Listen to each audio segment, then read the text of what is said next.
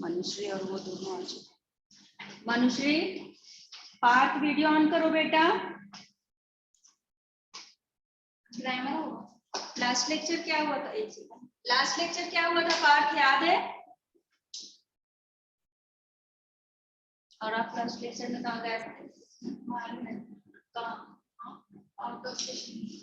कहाँ घूम रहे हो लेक्चर छोड़कर? पार्थ क्या हुआ था लास्ट लेक्चर में? मनुश्री आप बताओ। मैम मैं लास्ट लेक्चर एब्सेंट थी। ओके, आप लास्ट लेक्चर, हाँ कई लोग नहीं आए थे। पार्थ आप बताइए, आप तो थे। बहू की विदा कराई थी मैंने, है ना? हाँ मैम। आप भी नहीं थे क्या? शायद कि थे? आप भी नहीं थे?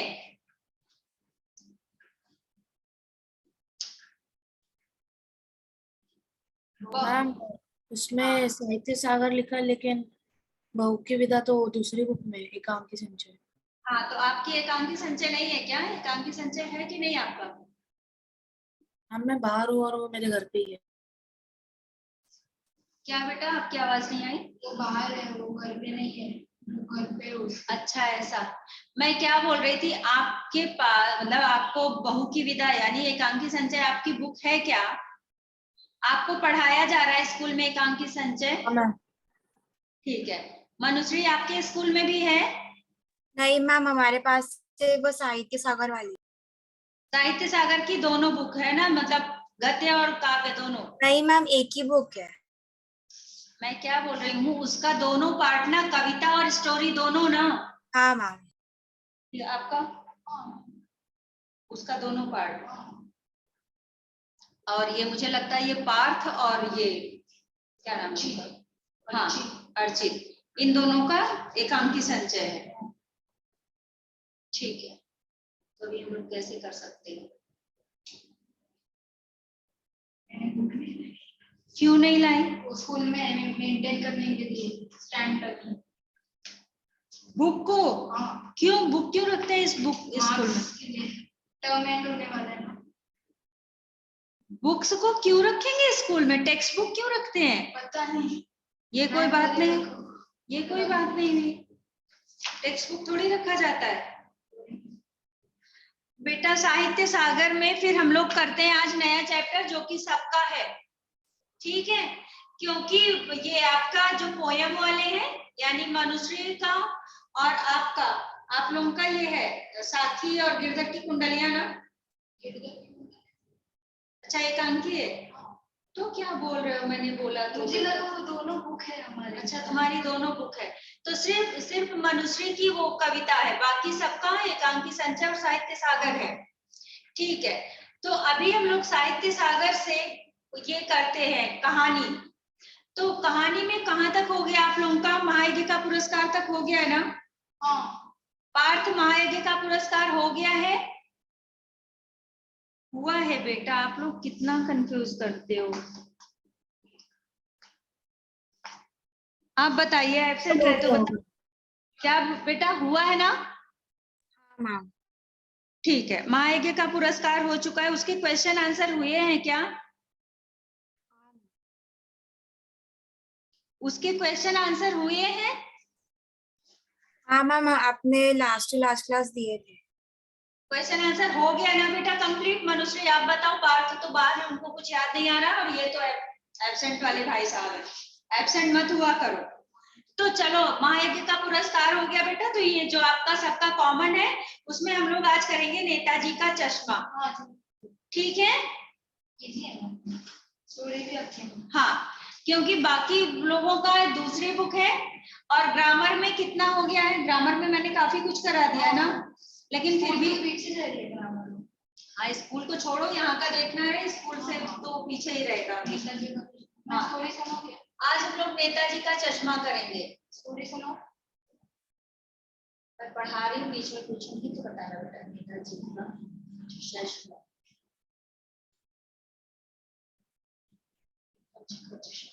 आज नया टॉपिक शुरू है, नेताजी का चश्मा। सबके आप लोगों के स्कूल में हुआ कि नहीं? अभी नहीं हुआ? सबके स्कूल में हो गया, तभी बोल रहे हो। हाँ चलो सबसे पहले हम लोग बीच में पूछती हूँ बेटा। हाँ बीच में सबसे पहले हम लोग किसका क्या पढ़ते हैं, कवि परिचय पढ़ते हैं या लेखक परिचय पढ़ते हैं। तो ये तो कहानी है, तो कहानी लिखने वाले को क्या बोलते हैं, लेखक या कवि? कहानी लिखने वाले को क्या बोलते हैं? हाँ लेखक। लेखक। लेखक, यस। कहानी लिखने वाला लेखक है, कविता लिखने वाला कवि है। तो इस पाठ के लेखक हैं स्वयं प्रकाश।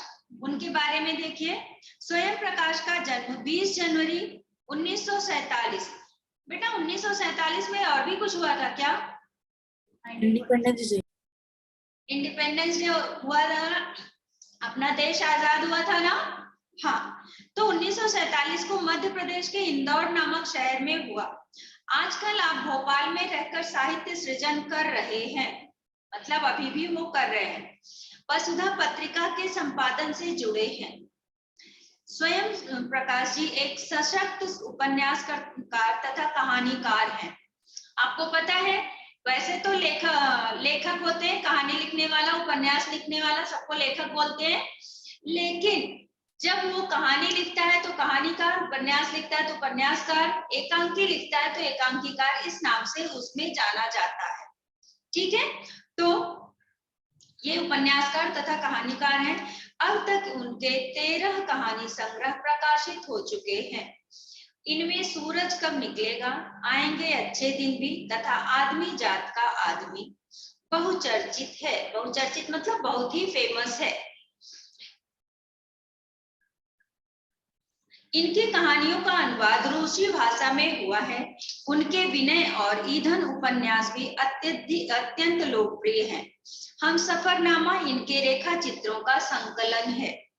इन्हें वर्ष 2011 के प्रतिष्ठित आनंद सागर कथा क्रम सम्मान से सम्मानित किया गया। इन्हें राजस्थान साहित्य अकादमी के रांगेय राघव पुरस्कार, पहल सम्मान, वनमाली पुरस्कार आदि से भी पुरस्कृत किया गया है। इनकी कहानियों में वर्ग शोषण के विरुद्ध चेतना है। ठीक है, ये तो आपका लेखक परिचय हो गया। अब मेन हम लोग पाठ में आते हैं। अब यहाँ पर है नेताजी का चश्मा। अब पाठ का शीर्षक है नेताजी का चश्मा। इससे आप क्या समझते हैं, शीर्षक से क्या समझ में आया आपको? शीर्षक से क्या समझ में आया? किसी भी कहानी से शीर्षक पूछा जाता है और शीर्षक से मैं पूछ रही हूँ कि इससे आपको क्या कहानी समझ आई, बताइए। किसी नेताजी के बारे में बता रहे हैं। हाँ, किसी नेताजी। लेकिन बेटा आपको पता है नेताजी किसको कहा जाता है? अरे ऐसे नेता नहीं, ऐसे तो नेता जो राजनीतिक के होते हैं वो नेता होते हैं। लेकिन वैसे आपके पहले जो नेताजी नाम से फेमस है वो कौन है? फ्रीडम फाइटर्स में नेताजी के नाम से जाने जाते हैं।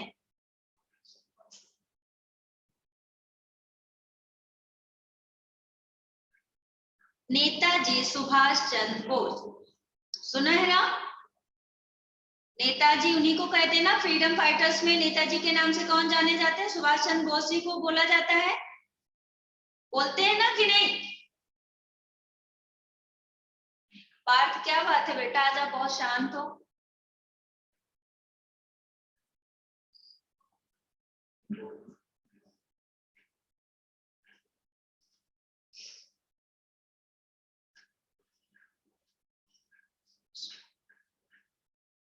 ठीक है, आगे देखिए। हालदार साहब को हर 15वें दिन कंपनी के काम के सिलसिले में उस कस्बे से गुजरना पड़ता था। कस्बा क्या होता है? कस्बा का मतलब क्या होता है? बस अपने में करना है ना। अच्छा,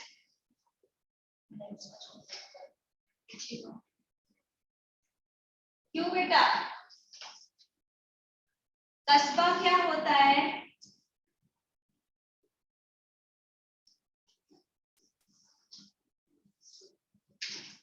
कस्बा मतलब बताओ। पार्थ, मनुष्य, आपको पता है कि नहीं बेटा? नहीं पता तो भी बोलो। नहीं, कस्बा होता है जो गांव से थोड़ा डेवलप्ड होता है और सिटी से कम होता है, ठीक है, जहां पर कुछ दुकानें, एक दो विद्यालय और थोड़े ऐसे कुछ होते हैं, उसको कस्बा बोला जाता है।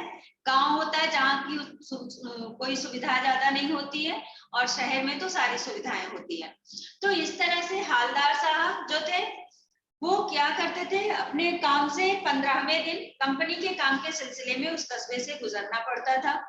कस्बा बहुत बड़ा नहीं था जिसे पक्का मकान कहा जा सके, वैसे कुछ ही मकान, और जिसे बाजार कहा जा सके वैसा एक ही बाजार था। यहाँ पर है पक्का मकान। पक्का मकान जानते हैं? हम ईंट से बना हुआ घर। हाँ, ईंट सीमेंट से बना हुआ घर वो पक्का होता है। बचपन में पढ़ा है ना, पक्का कच्चा हाउस, पक्का हाउस करके, कच्चा मकान पक्का। तो उस तरह से जो मिट्टी का बना होता है वो कच्चा, जबकि आजकल कच्चा मकान जल्दी कहीं नहीं मिलता, तो पहले के समय में तो होता था।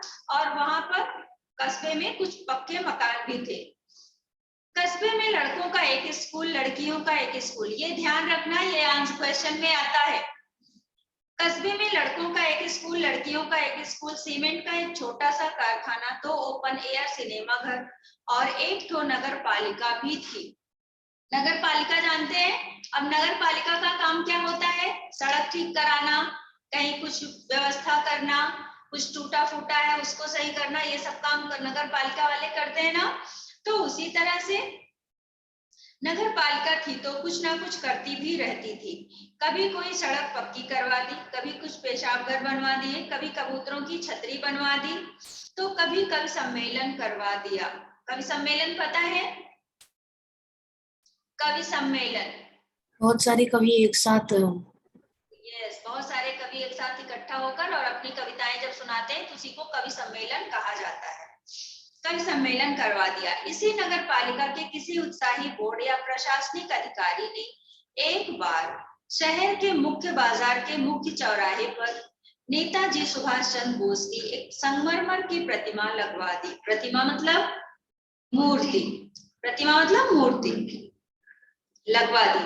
यह कहानी उसी प्रतिमा के बारे में है, बल्कि उसके भी एक छोटे से हिस्से के बारे में है। यह कहानी किसके बारे में है? उसी प्रतिमा यानी उसी मूर्ति के बारे में, और उस पूरी मूर्ति के बारे में नहीं, उस मूर्ति के छोटे से हिस्से के बारे में है। यहाँ तक क्लियर?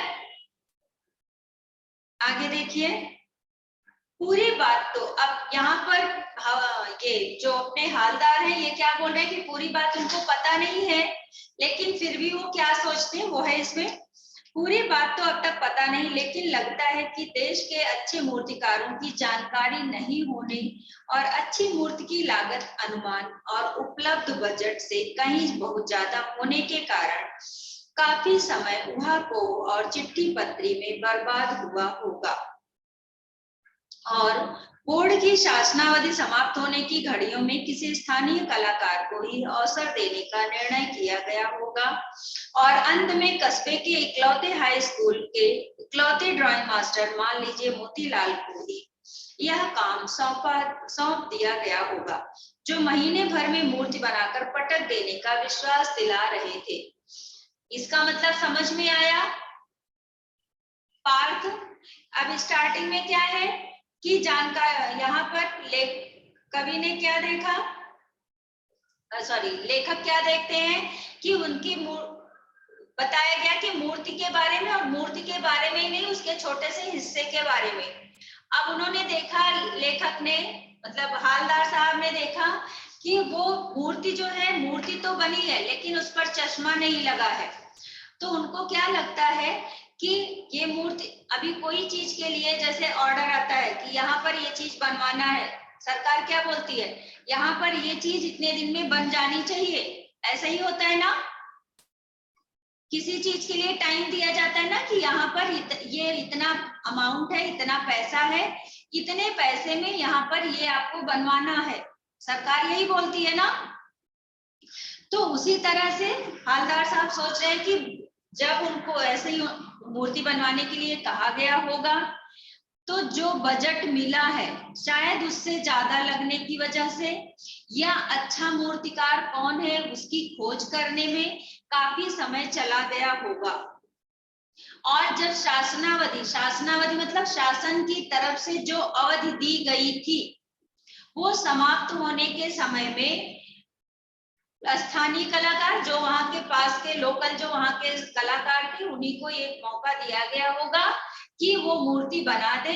और शायद उन्होंने बोला होगा कि हाँ ठीक है, मैं 1 महीने में बना लूंगा, और फिर उन्हीं को ये काम दिया गया होगा। ठीक है, समझ में आया? Part clear? हाँ मैम। ठीक है, अंत में ओके, यहाँ तक हो गया कि मोतीलाल को ही यह काम सौंप दिया गया होगा, जो महीने भर में मूर्ति बनाकर पटक देने का विश्वास दिला रहे थे। समझ में आया इतना? आगे देखो। जैसा कि कहा जा चुका है, मूर्ति संगमरमर की थी। टोपी की नोक से कोट के दूसरे बटन तक कोई 2 फुट ऊंची। मूर्ति किसकी बनी हुई थी? संगमरमर की। और उसकी हाइट कितनी थी? कोट टोपी की नोक से। नेताजी की टोपी कैसी होती थी पार्थ, आपको पता है? हम व्हाइट कलर की थोड़ी कोनों नहीं। में से नहीं, व्हाइट कलर की नहीं होती थी। वो कैसे कपड़े पहनते थे नेताजी? आप लोगों ने पिक्चर देखी होगी ना नेताजी की का, प्रोजेक्ट वगैरह में बचपन में लगता था ना नेताजी का, फ्रीडम फाइटर्स की पिक्चर, तो उनमें नेताजी का यदि लगाया होगा तो उनका ड्रेस कैसा होता था? वो चटनी कलर की कुर्ती रहती थी। हाँ, चटनी कलर, चटनी ग्रीन कलर, चटनी कलर। वाह, वेरी गुड, क्या बात है। तो वो कैसे, आप लोग ये जो सैनिक होते हैं ना, उनका ड्रेस वैसा ही होता था ना, फौजी की तरह। उनका ड्रेस फौजी जैसा होता था, आप लोगों ने बचपन में देखा है तो जहां भी देखो उनकी वैसी ही पिक्चर मिलती है। फौजी का ड्रेस होता है, और जैसे गांधी जी टोपी लगाते थे उसको गांधी टोपी ही बोलते हैं, तो वैसी ही टोपी वो लगाते थे। तो वही बताया गया कि उनकी टोपी की नोक से और कोट के दूसरे बटन तक मूर्ति की हाइट कितनी थी? 2 फीट थी। ठीक है, जिसे कहते हैं बस्ट और सुंदर थी, मतलब बहुत ही अच्छी और सुंदर थी। नेताजी सुंदर लग रहे थे, कुछ मासूम और कम से, मतलब बहुत कम से मतलब कम उम्र वाले अच्छे। फौजी वर्दी में कैसे थे वो? फौजी वर्दी में उनका वो मूर्ति जो बनी थी। मूर्ति को देखते ही दिल्ली चलो और तुम मुझे खून दो वगैरह याद आने लगते थे। अब ये क्या है? हाँ, ये क्या है? क्या है? डायलॉग उसको क्या बोलेंगे? कुछ और नाम देते हैं। स्लोगन। Very good. नहीं, वो स्लोगन है। ठीक है, तो उन्होंने क्या बोला था? तुम दिल्ली चलो, तुम मुझे खून दो, मैं तुम्हें आजादी दूंगा, यही उनका स्लोगन है ना। तो ये याद आने लगता था। इस दृष्टि से यह सफल और सराहनीय प्रयास था। केवल एक चीज की कसर थी जो देखते ही खटकती थी। क्या कसर थी?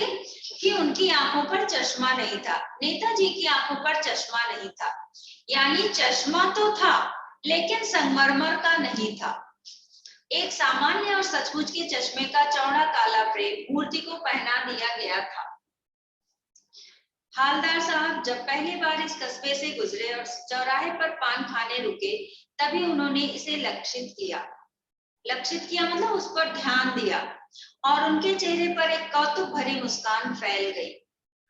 कौतुक भरी मतलब आश्चर्यचकित, आश्चर्य करने वाली मुस्कान फैल गई। वाह भाई, क्या आइडिया है। आइडिया भी ठीक है, सॉरी, वाह भाई यह आइडिया भी ठीक है। मूर्ति पत्थर की लेकिन चश्मा रियल। अभी वो मूर्ति तो पत्थर की थी, लेकिन जो उसमें चश्मा लगा हुआ था वो कैसा था? रियल था, यानी जैसा लगाते हैं लोग उस तरह का ओरिजिनल चश्मा था।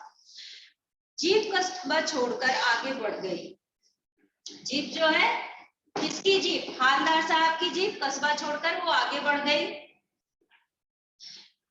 तब भी हालदार साहब इस मूर्ति के बारे में ही सोचते रहे, और अंत में इस निष्कर्ष पर पहुंचे कि कुल मिलाकर कस्बे के नागरिकों का यह प्रयास सराहनीय ही कहा जाना चाहिए। सराहनीय मतलब तारीफ करने योग्य कहा जाना चाहिए। महत्व मूर्ति के रंग रूप या कद का नहीं, उस भावना का है वरना तो देशभक्ति भी आजकल मजाक की चीज होती जा रही है। किस चीज के लिए उन्होंने कहा था? मूर्ति के रंग रूप, मतलब उन्होंने क्या कहा कि भावना, यहाँ पर मूर्ति के रंग रूप से मतलब नहीं है, भावना तो उसका है जिसने इसको ये पहना, मतलब मूर्ति बनी और उसको चश्मा पहनाया। वरना तो देशभक्ति भी आजकल क्या हो गया, मजाक हो गया, लोग उसको भी ध्यान नहीं देते, लोग उसकी का भी मजाक उड़ाते हैं। यहाँ तक समझ में आया? चलिए आगे देखिए। दूसरी बार, अब पहली बार उन्होंने, हालदार साहब ने ऐसा देखा था कि मूर्ति पर चश्मा रियल लगा हुआ था, और दूसरी बार जब वो फिर वहां से कितने दिन पर जाते थे हालदार साहब उस कस्बे से? हालदार साहब कितने दिन पर उस कस्बे से जाते थे? हर 15 दिन में एक बार। हाँ, हर 15वें दिन वो उस कस्बे से गुजरते थे। दूसरी बार जब हालदार साहब ने उधर से दूसरी बार जब हालदार साहब उधर से गुजरे तो उन्हें मूर्ति में कुछ अंतर दिखाई दिया। ध्यान से देखा तो पाया कि चश्मा दूसरा है। पहले मोटे फ्रेम वाला चौकोर चश्मा था, अब तार के फ्रेम वाला गोल चश्मा है। हालदार साहब का कौतुक और बढ़ा। कौतुक मतलब हैरानी, वो हैरान हो गए कि पहले तो चश्मा दूसरा था।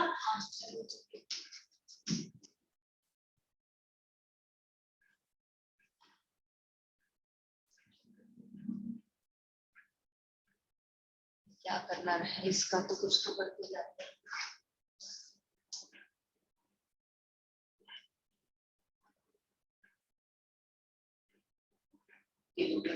बुलाना पड़ेगा, इसका हर डेली का है इस क्लास में, इसकी करनी चाहिए।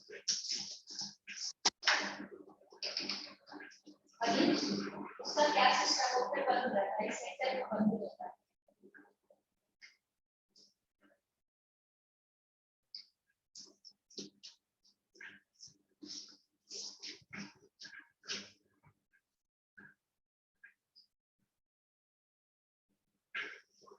इसमें क्या करना रहता है मुझे बताओ। वो आता है ना तब खाली कैंसिल कर। नहीं, वो कैंसिल नहीं हो रहा था, इससे मैं माउस से कर रही थी ना। माउस से नहीं, ये ओके बटन दबाना। अच्छा अच्छा अच्छा, ओके से वो कैंसिल हो जाएगा क्या? नहीं हो, अच्छा हो गया, अच्छा ठीक है, अभी नेक्स्ट टाइम का ध्यान रहेगा क्योंकि हर इसी लेक्चर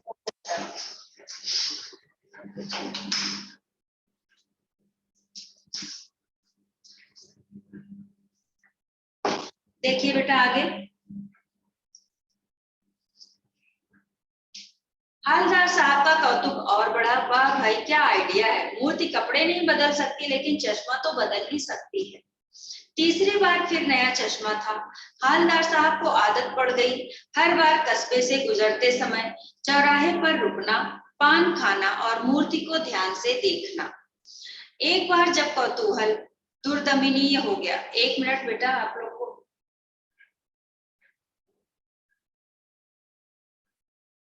यहाँ पर है, उन्होंने देखा, जब दूसरी बार उन्होंने देखा तो क्या सोचा कि बहुत अच्छी बात है, मूर्ति कपड़े नहीं बदल सकता। क्यों नहीं बदल सकता? क्योंकि मूर्ति पर जो कपड़ा था वो पत्थर पर ही कलर किया था, तो कपड़े तो नहीं चेंज कर सकता, लेकिन चश्मा तो बदल सकता है।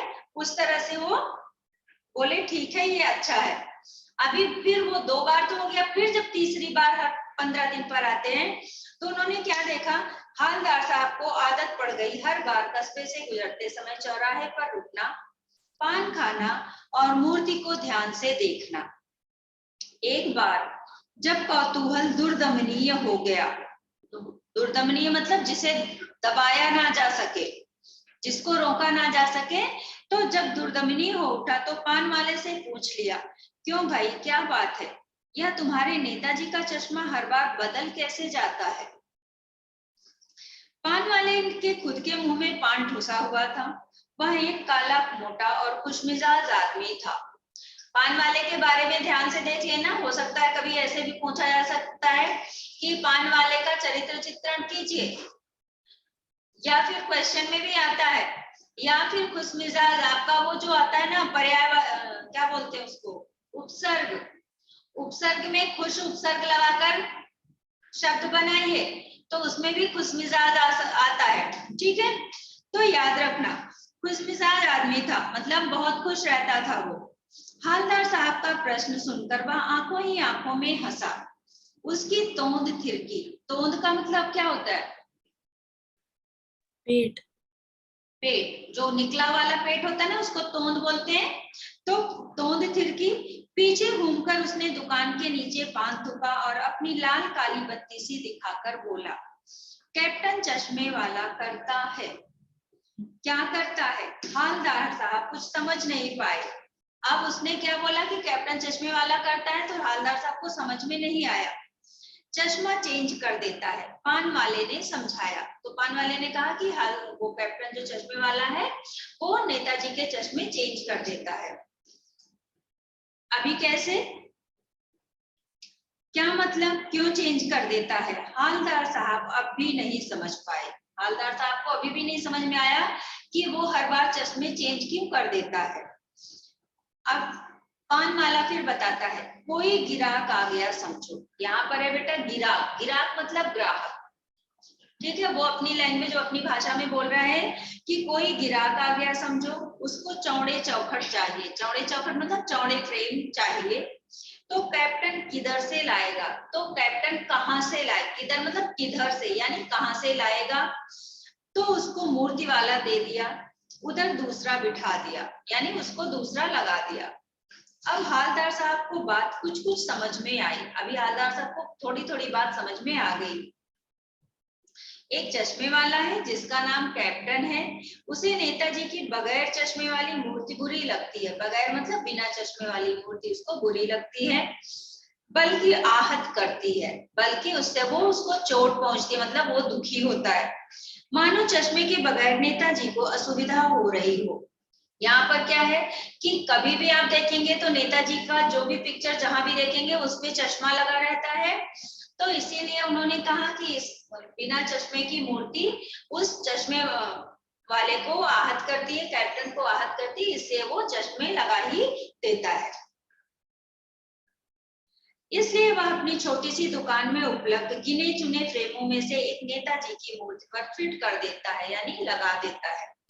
लेकिन जब कोई ग्राहक आता है और उसे वैसे ही फ्रेम की दरकार मतलब जरूरत होती है जैसा मूर्ति पर लगा है, तो कैप्टन चश्मे वाला मूर्ति पर लगा फ्रेम संभवतः नेताजी से क्षमा मांगते हुए लाकर ग्राहक को दे देता है और बाद में नेताजी को दूसरा फ्रेम लौटा देता है। वाह भाई, क्या आइडिया है। हालदार साहब ऐसा सोचते हैं। यहाँ तक क्लियर? मनुष्य आपको भी समझ आया? हाँ मैम। मैम मैं कैमरा ऑफ रखती हूँ क्योंकि इधर लाइट नहीं है। ओके बेटा, ठीक है। लेकिन बीच में आंसर देते रहना, मैं पूछूंगी तो आंसर देना, ओके? हाँ मैम। और अभी अगर लाइट आ जाती है तो ऑन कर लेना। हाँ मैम। हो सकता है मोबाइल से कनेक्ट किया हो। चलो, लेकिन भाई एक बात अभी भी समझ में नहीं आई। हालदार साहब ने पान वाले से फिर पूछा, नेताजी का ओरिजिनल चश्मा कहाँ गया? इसमें क्या था? लेकिन भाई एक बात समझ में नहीं आई। उन्होंने फिर से पूछा, किसने? हालदार साहब ने। हालदार साहब ने पान वाले से फिर पूछा कि नेताजी का ओरिजिनल चश्मा कहाँ गया? पान वाला दूसरा पान मुंह में ठोस चुका था। ठोस चुका था मतलब मुंह में पान डाल चुका था। दोपहर का समय था, दुकान पर भीड़ भाड़ अधिक नहीं थी। वह फिर आंखों ही आंखों में हंसा, उसकी तोंद थिरकी, कत्थे की डंडी पे पीछे मुड़कर उसने नीचे पीठ थूकी और मुस्कुराता हुआ बोला, मास्टर बनाना भूल गया। यहाँ पर है कत्थे की डंडी फेंकी। कत्था क्या होता है? पार्थ या मनुष्य, आप लोगों को किसी को पता है कत्था क्या होता है? कत्थक नहीं, कत्थक तो डांस है। कत्था हाँ कोई टाइप का प्लांट? नहीं बेटा, कत्थे की डंडी फेंकी। पान जानते हैं? पान में कुछ ऐड करते हैं ना, वो डंडी। वो डंडी नहीं ऐड करते। पान होता है ना, पान जानते हैं? पान में लगा हुआ देखा है कभी? उस पर ब्राउन कलर का एक चीज लगाते हैं, उसको कत्था बोलते हैं। चूना होता है व्हाइट कलर का, कत्था होता है ब्राउन कलर का। तो वो लोग क्या करते हैं, वैसे तो वो ऐसा जमा हुआ होता है, ठीक है। लेकिन पान में लगाने के लिए ना उसको लोग घोल देते हैं, तो लिक्विड टाइप का ऐसा बनाकर फिर वो लगाते हैं। तो उसको लगाने के लिए वो डंडी का प्रयोग यानी छोटी सी लकड़ी का प्रयोग करते हैं। तो उसी को यहाँ पर बोला गया है कि कत्थे की डंडी पे पीछे मुड़कर उसने नीचे पीठ थूकी, यानी जो पान खाया हुआ था उसको थूका और मुस्कुराता हुआ बोला, मास्टर बनाना भूल गया। और फिर उसने बताया कि मूर्ति जो बनाया था मास्टर वो चश्मा बनाना भूल गया। पान वाले के लिए यह एक मजेदार बात थी, लेकिन हालदार साहब के लिए चकित और द्रवित करने वाली। चकित मतलब आश्चर्य, द्रवित मतलब हैरान। ठीक है, यानी वह ठीक ही सोच रहे थे। मूर्ति के नीचे लिखा मूर्तिकार मास्टर मोतीलाल वाकई कस्बे का अध्यापक था। हालदार साहब ने क्या सोचा कि जो वो नीचे नाम, मूर्ति के नीचे लोग अपना नाम लिख देते हैं ना कि किसने बनाई है, तो उसी तरह से मोतीलाल मास्टर ने अपना नाम लिखा हुआ था। उसको देखकर हालदार साहब ने पहले ही सोचा कि कोई स्थानीय कलाकार होगा, उसी को ये काम दिया गया होगा। तो उनको लगा कि अच्छा, तो वाकई में ये बात सही है। बेचारे ने महीने भर में ही मूर्ति बनाकर पटक देने का वादा किया होगा, बना भी ली होगी, लेकिन पत्थर में पारदर्शी चश्मा कैसे बनाया जाए। पारदर्शी मतलब पारदर्शी, संगमरमर अलग चीज, मार्बल संगमरमर का ही तो बनी मूर्ति, तो संगमरमर की बनी है। पारदर्शी का मतलब बताइए बेटा, आप लोगों को पता है किसी को? ट्रांसपेरेंट पता है? पार्थ, ट्रांसपेरेंट पता है? उसी को हिंदी में पारदर्शी बोलते हैं। जिसके आर पार देखा जाता है उसको पारदर्शी या ट्रांसपेरेंट बोलते हैं। तो वही यहाँ पर है कि पारदर्शी चश्मा कैसे बनाया जाए।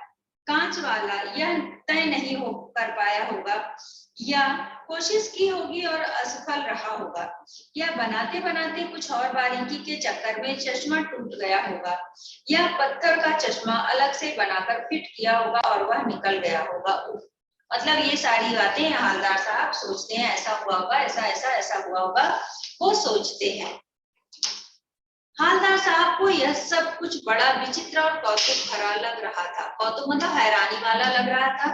इन्हीं ख्यालों में खोए खोए पान के पैसे चुकाकर चश्मे वाले की देशभक्ति के समक्ष नतमस्तक होते हुए वह जीप की तरफ चले।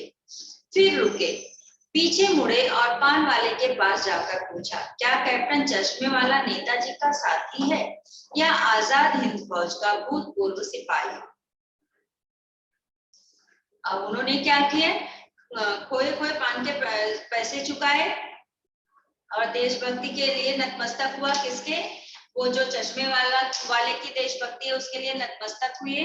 और उसके बाद वो जाकर पूछते हैं, किससे? पान वाले से पूछते हैं कि क्या वो किसी स्वतंत्रता संग्राम सेनानी का मित्र है या वो भूतपूर्व सैनिक है। पान वाला नया पान खा रहा था। अभी तक पान वाले के जितनी बार हुआ हर बार पानी खा रहा है, अभी भी पान खा रहा है। पान वाला नया पान खा रहा था। पान पकड़े अपने हाथ को मुंह से 1.5 इंच दूर रोककर उसने हालदार साहब को ध्यान से देखा, फिर अपनी लाल काली बत्ती सी दिखाई और मुस्कुरा कर बोला, नहीं साहब, वो लंगड़ा क्या जाएगा फौज में, पागल है पागल। वो देखो वो आ रहा है, आप उसी से बात कर लो, फोटो वोटो छपवा दो उसका कहीं। अभी क्या है, पान वाला जो है जब उससे हालदार साहब पूछते हैं तो उसने कहा कि वो लंगड़ा क्या जाएगा फौज में, वो ऐसा सैनिक सिपाही नहीं है। और फिर क्या बोलता है कि देखो वो आ रहा है, आप उसी से पूछ लो। यहाँ तक क्लियर? चलो आगे देखिए, समझ में आ रहा है ना? नेक्स्ट टाइम अगर बुक भूल जाए ना, मैं क्लास के बाहर खड़ा रहूंगी बेटा, हर बार आपकी मस्ती चलती है। जैसे पढ़ाई सीरियस पढ़ाई करने नहीं आते, सिर्फ टाइम पास करने।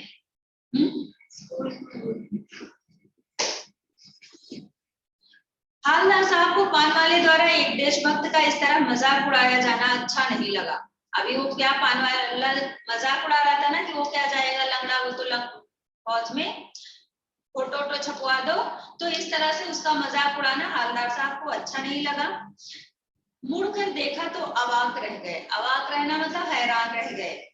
एक बेहद बूढ़ा मरियल सा लंगड़ा आदमी अब इसके बारे में भी ध्यान से आप पढ़ लेना, क्योंकि इसका भी आ सकता है कि पान वाले का, सॉरी उसका क्या नाम है, कैप्टन चश्मे वाले का चरित्र चित्रण कीजिए, ऐसा भी आ सकता है, तो इसलिए ध्यान से करना। वह एक बेहद बूढ़ा मरियल सा लंगड़ा आदमी, सिर पर गांधी टोपी और आंखों पर काला चश्मा लगाए, एक हाथ में एक छोटी सी संदूक थी और दूसरे हाथ में एक बांस पर टंगे बहुत से चश्मे लिए, और अभी अभी एक गली से निकला था और अब एक बंद दुकान के सहारे अपना बांस टिका रहा था। यहाँ पर क्या है कि वह एक तो बहुत बूढ़ा था, मरियल सा, मतलब बहुत दुबला पतला था, लंगड़ा था और गांधी टोपी लगाया था, आंख पर काला चश्मा लगाया था, एक हाथ में छोटी सी संदूकची। संदूकची मतलब, संदूकची का मतलब बताओ, संदूकची का मतलब बताओ, कौन बताएगा संदूकची का मतलब? संदूक जानते हैं?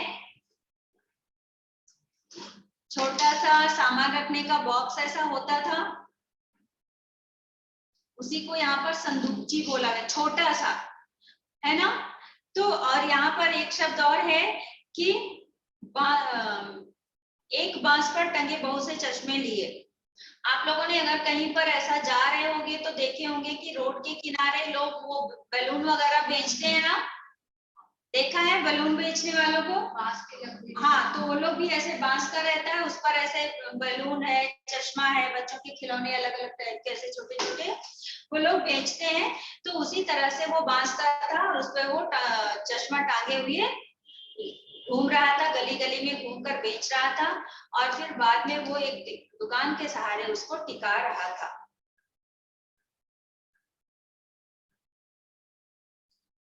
तो इस बेचारे की दुकान भी नहीं है।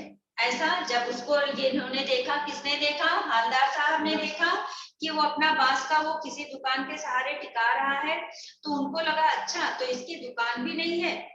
फेरी लगाता है। फेरी लगाना मतलब घूम घूम कर सामान जो बेचते हैं, उन जो घूम घूम कर सामान बेचते हैं उनको बोलते हैं फेरी लगाना। तो फेरी लगाता है। हालदार साहब चक्कर में पड़ गए, पूछना चाहते थे इसे कैप्टन क्यों कहते हैं, क्या यही इसका वास्तविक नाम है, लेकिन पान वाले ने साफ बता दिया था कि अब वह इस बारे में और बात करने को तैयार नहीं। ड्राइवर भी बेचैन हो रहा था, काम भी था। हालदार साहब जीप में बैठकर चले गए, मतलब उनके पास टाइम नहीं था, पान वाले ने बताने को मना किया कर दिया, और इसलिए वो चुपचाप जीप में बैठे और वहां से चले गए। क्लियर यहाँ तक सबको? समझा? आगे 2 साल तक हालदार साहब अपने काम के सिलसिले में उस कस्बे से गुजरते रहे और नेताजी की मूर्ति में बदलते हुए चश्मों को देखते रहे। 2 साल तक, हर 15 दिन तक पर हर 2 साल, हर 15 दिन पर 2 साल तक वो जाते रहे और नेताजी के बदलते हुए चश्मे को देखते रहे।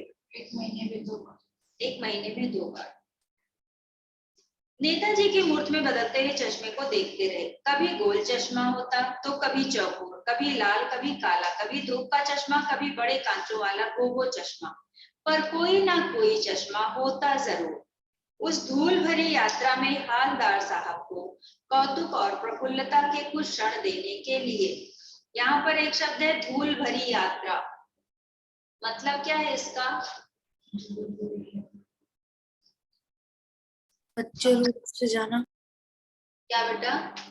कच्चे रोड से जाना जिसके ऊपर कुछ बनाना और पत्थर।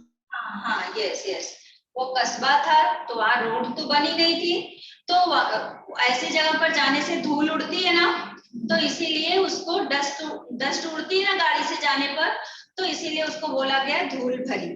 ठीक है, धूल भरी यात्रा में हालदार साहब को कौतुक, कौतुक मतलब हैरान कर देने वाला, और प्रफुल्ल मतलब खुश कर देने वाला, कुछ क्षण देने के लिए वो था।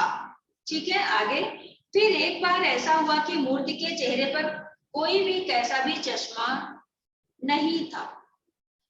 उस दिन पान की दुकान भी बंद थी।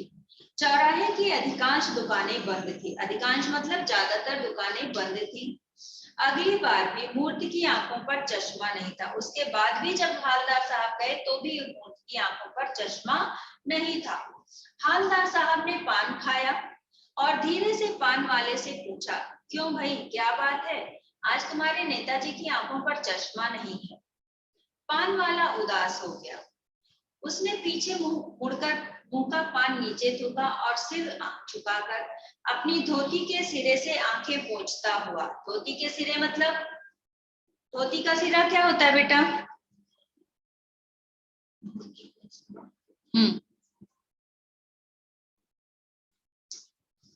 धोती का सिरा क्या है? धोती के एंड से उठाकर आग पोंछना। हाँ, वो क्या होता था पहले के समय में, लोग क्या धोती कुर्ता पहनते थे ना? धोती कुर्ता जानते हो सब? तो जो कौन पहनता था? जवाहरलाल नेहरू पहनते थे, फर्स्ट प्राइम मिनिस्टर पहनते थे राजेंद्र प्रसाद, हाँ प्रेसिडेंट थे, प्राइम मिनिस्टर तो जवाहरलाल थे, है ना? तो पहले के समय में धोती कुर्ता पहना जाता था, तो उसका जो कोना था उससे वो अपनी आंखें पोंछा और पान नीचे झुका और सिर झुकाकर अपनी धोती से के सिरे से आंखें पोंछता हुआ बोला, साहब कैप्टन मर गया। और कुछ नहीं पूछ पाए हालदार साहब। कुछ पल चुपचाप खड़े रहे, फिर पान के पैसे चुकाकर जीप में आ बैठे और रवाना हो गए। रवाना हो गए मतलब वहां रवाना होना मतलब वहां से चले गए। रवाना होना मतलब वहां से चले जाना, वहां से चले गए। बार बार सोचते क्या होगा उस कौम का जो अपने देश की खातिर घर गृहस्थी जवानी जिंदगी सब कुछ होम कर देने वालों पर भी हंसती है और अपने लिए बिकने के मौके ढूंढती है। यहाँ पर है कि होम कर देने वालों पर, सब कुछ होम कर देने वाले मतलब कुर्बान कर देने वालों पर हंसती है। दुखी हो गए। 15 दिन बाद फिर उसी कस्बे से गुजरे। कस्बे में घुसने से पहले ही ख्याल आया कि कस्बे की हृदय स्थली मतलब बीच में सुभाष की प्रतिमा अवश्य ही प्रतिष्ठापित होगी, मतलब अवश्य ही वहां पर स्थापित होगी। लेकिन सुभाष की आंखों पर चश्मा नहीं होगा। वो क्या था कि प्रतिमा तो स्थापित हो गई, वो तो रहेगी ही, लेकिन आंखों पर चश्मा नहीं होगा। क्यों नहीं होगा? क्योंकि कैप्टन ही लगाता था और कैप्टन की मृत्यु हो चुकी थी, पहले से बनी नहीं थी मूर्ति पर चश्मा बना नहीं था, और जो कैप्टन लगाता था वो कैप्टन मर चुका है, इसलिए उनकी मूर्ति पर चश्मा नहीं होगा। क्योंकि मास्टर बनाना भूल गया और कैप्टन मर गया। आज वहां रुकेंगे नहीं, पान भी नहीं खाएंगे, मूर्ति की तरफ देखेंगे भी नहीं, सीधे निकल जाएंगे। हालदार साहब ने क्या सोचा कि मूर्ति पर चश्मा नहीं होगा तो आज वहां पान भी नहीं खाएंगे, रुकेंगे नहीं और मूर्ति की तरफ देखेंगे भी नहीं और सीधा निकल जाएंगे, क्योंकि बिना चश्मे की मूर्ति उनको भी आहत करती थी, उनको भी दुखी करती थी। ड्राइवर से कह दिया चौराहे पर रुकना नहीं, आज बहुत काम है, पान आगे कहीं खा लेंगे। और उसके बाद उन्होंने ड्राइवर से भी बोल दिया था कि आज वहां चौराहे पर नहीं रुकना, काम बहुत ज्यादा है और पान कहीं आगे खा लेंगे, ऐसा उन्होंने ड्राइवर को भी बोला। लेकिन बेटा एक चीज आपको पता है, अगर किसी चीज की आदत पड़ जाती है तो ना चाहते हुए भी वो काम इंसान करता है ना? जैसे मान लो एग्जाम्पल के लिए कि आपके स्कूल जाने के रास्ते में कोई मंदिर है या कोई मॉल है या कोई पार्क है, कुछ भी ऐसी चीज है जहां जो आपको बहुत पसंद है और डेली आते जाते आप उसको देखते हो, या फिर आपके किसी फ्रेंड का घर है, ऐसा भी मान लो कि दोस्त का घर है और आप अपने घर से स्कूल जा रहे हैं तो सोचेंगे अरे इसी सोसाइटी में वो रहता है, इसी बिल्डिंग में वो रहता है, देखते हुए जा रहे हो डेली जाते समय, हाँ इसी बिल्डिंग में रहता है। आप अपने फ्रेंड से गुस्सा हो गए या फिर जो भी हुआ, सोच लो कि अब उसका घर मुझे नहीं देखना है, लेकिन फिर भी वो आदत में है तो आप वहां पहुंचते ही आपकी निगाहें उधर मुड़ जाएंगी। ऐसा होता है या नहीं पार्थ, मनुष्य, ऐसा होता है या नहीं? ना चाहते हुए भी उधर अपने आप मुंह फेस घूम जाता है, होता है कि नहीं? आप बताओ, होता है ना? हाँ, तो उसी तरह से हालदार साहब ने सोच तो रखा था कि उधर नहीं देखेंगे, लेकिन वहां पहुंचते ही बिना सोचे ही उनका अपने आप से उधर देखने लगते हैं। आगे देखिए। लेकिन आदत से मजबूर आंखें चौराहा आते ही मूर्ति की तरफ उठ गई। कुछ ऐसा देखा कि चीखे। उन्होंने कुछ ऐसा देख लिया, कुछ चिल्ला उठे, चीखना मतलब चिल्ला उठे, रोको। जीप स्पीड में थी। जीप स्पीड में क्यों थी? क्योंकि इन्होंने ड्राइवर को मना कर दिया था कि रुकना नहीं है, तो ड्राइवर स्पीड में गाड़ी लेकर जा रहा था, लेकिन आदत के अनुसार, जैसा कि डेली की आदत थी, इन्होंने मूर्ति की तरफ देखा और वहां पर कुछ ऐसा इन्होंने देखा कि ये चिल्ला उठे कि रोको। और जीप स्पीड में थी, ड्राइवर ने जोर से ब्रेक मारी। अब गाड़ी तेजी से रहेगी और ब्रेक मारोगे तो क्या होगा? अरे एक्सीडेंट जरूरी है? क्या होगा बेटा? गाड़ी स्पीड में जा रही है और आप ब्रेक लगाओगे तो क्या होता है? धीरे धीरे जल्दी रुक जाएगी। क्या बेटा? जल्दी से रुक जाएगी। वो अचानक से ब्रेक लगाते तो आवाज अलग सी आती है ना, ची करके आवाज आती है ना। आप जा रहे हो स्पीड में और ब्रेक लगाओ तो गाड़ी की आवाज ची करके बहुत तेजी से आती है, तो उस तरह से गाड़ी की आवाज आई। यहाँ पर देखो कि जीप स्पीड में थी, ड्राइवर ने जोर से ब्रेक मारी, रास्ता चलते लोग देखने लगे। क्यों देखने लगे? क्योंकि वो आवाज आई इसलिए वो देखने लगे। जीप रुकते ना रुकते, अभी पूरी तरह से जीप रुक भी नहीं पाई थी, हालदार साहब जीप से कूदकर तेज तेज कदमों से मूर्ति की तरफ लपके, मतलब मूर्ति की तरफ चल पड़े और उसके ठीक सामने जाकर अटेंशन में खड़े हो गए। और उसके ठीक सामने जाकर, जैसा कि फौजी लोग क्या करते हैं, अटेंशन में खड़े होते हैं ना, तो उस तरह से वो खड़े हो गए। मूर्ति की आंखों पर सरकंडे से बना छोटा सा चश्मा रखा हुआ था। सरकंडा क्या है? एक तरह का घास है बेटा, जो कि थोड़ा पतला होता है, लंबाई में होता है, और उससे लोग बच्चे जो है वो अलग अलग चीज बनाते हैं, तो उससे चश्मा भी उन लोगों ने बनाकर और वो पहना रखा था मूर्ति को। चश्मा रखा हुआ था जैसा बच्चे बना लेते हैं। क्ले अलग चीज है, क्ले से चश्मा बनेगा। सरकंडा मतलब एक, मैंने बताया घास होता है। घास मतलब वो छोटा झाड़ नहीं, थोड़ा वो लंबाई, एक घास की तरह का। देखो नीचे क्या लिखा है, सरपत नाम का के पौधे का नाम, ठीक है। वो सरपत आप लोगों ने सुना है? नहीं सुना होगा, सरपत तो नाम ही नहीं सुना होगा। तो एक तरह का घास है जो थोड़ा पतला होता है लेकिन हाइट उसकी होती है, तो उससे लोग अलग अलग तरीके का साचा देकर उसका वो बनाते हैं। तो बच्चे उससे चश्मा बनाकर और वो मूर्ति को लगा दिए थे। तो जैसा बच्चे बना लेते हैं, हालदार साहब भावुक थे। भावुक मतलब इमोशनल हो गए। इतनी सी बात पर उनकी आंखें भर आई, और उनकी आंखें भर आई मतलब वो आंखों में क्या भर आई, मतलब आंखों में आंसू आ गए। ठीक है, चैप्टर क्लियर? समझ में आया? मनुश्री समझ में आ गया? अभी टाइम है तो हम लोग क्वेश्चन आंसर शुरू कर लें। कितना टाइम है? अभी तो 10 मिनट का है। चलो नोटबुक निकालो, शुरू करते हैं। जितना हुआ रहेगा ठीक है, नहीं तो नेक्स्ट लेक्चर में करेंगे। नोटबुक निकालो बेटा।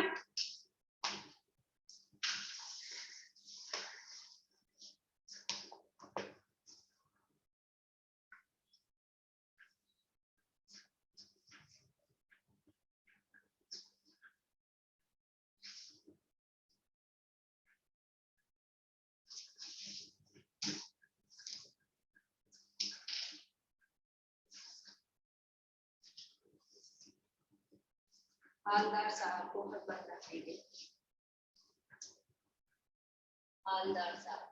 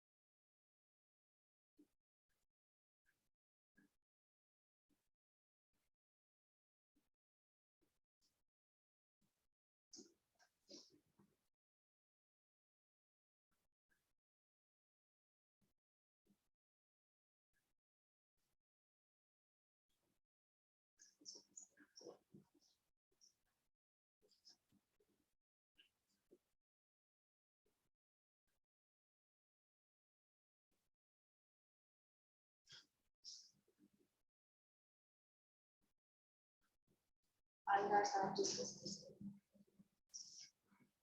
क्वेश्चन नंबर 1, हालदार साहब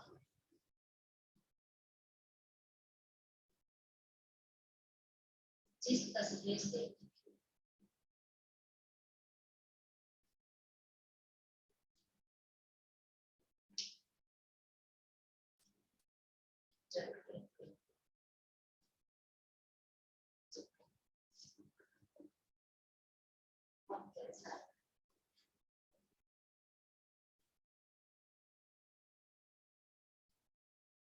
हालदार साहब जिस कस्बे से गुजरते थे वह कैसा था? मैं डिक्टेट करूंगी, लिखोगे, गलत नहीं लिखोगे। हाँ, मैं क्वेश्चन लिख रही हूँ तभी तुम गलत लिख रहे हो।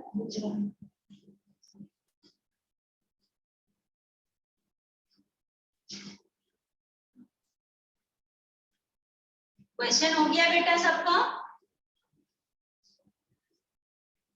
आंसर लिखिए।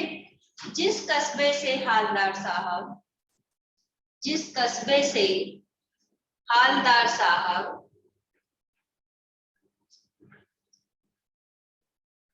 गुजरते थे, जिस कस्बे से हालदार साहब गुजरते थे वह बहुत बड़ा नहीं था। जिस कस्बे से हालदार साहब गुजरते थे वह बहुत बड़ा नहीं था। जिसे पक्का मकान कहा जा सके, जिसे पक्का मकान, जिसे पक्का मकान कहा जा सके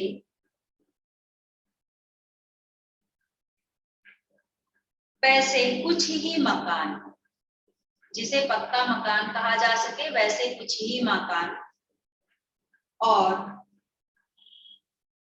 जिसे बाजार कहा जा सके, और जिसे बाजार कहा जा सके वैसा एक ही बाजार था, और जिसे बाजार कहा जा सके वैसा, एक सेकेंड फिर से सुन लो, जिसका किसी का छूट तो नहीं रहा है, फिर से सुनो। जिस कस्बे से हालदार साहब गुजरते थे वह बहुत बड़ा नहीं था, पूर्ण विराम।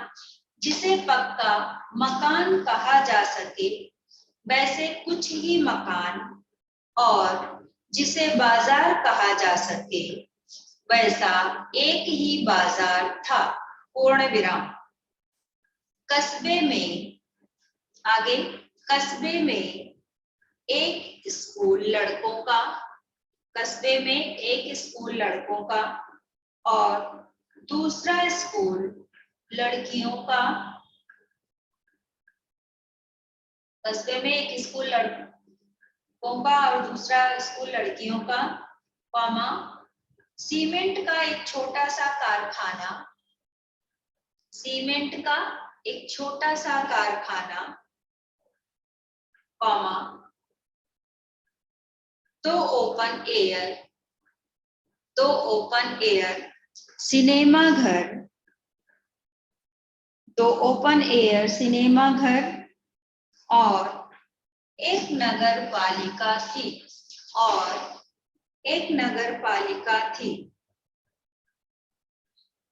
जो एक नगर पालिका थी जो कुछ ना कुछ काम, जो कुछ ना कुछ काम कस्बे में, जो कुछ ना कुछ काम कस्बे में करवाती रहती थी, जो कुछ ना कुछ काम कस्बे में करवाती रहती थी। हो गया मनुश्री? हो गया बेटा?